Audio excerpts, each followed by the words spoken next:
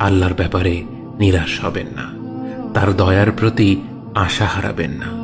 যখন কোনো বান্দার জন্য দুনিয়া সংকীর্ণ হয়ে আসে, বিশেষ করে যখন আপনাকে মানুষ পরিত্যাগ করে, এবং বিশেষ করে এমন কেউ যার উপর আপনি আস্থা রাখতেন কিন্তু সে আপনাকে নিরাশ করেছে, আপনি আল্লাহর পরে তার উপরে আশা রাখতেন অথচ সে আপনাকে লাঞ্ছিত করেছে, সেই সময় জেনে রাখবেন যে আল্লাহ চাচ্ছেন আপনি তার শরণাপন্ন হন।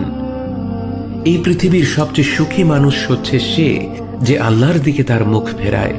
এই পৃথিবীর সবচেয়ে সুখী মানুষ সে যে আল্লাহর কাছে তার হৃদয় সমর্পণ করে।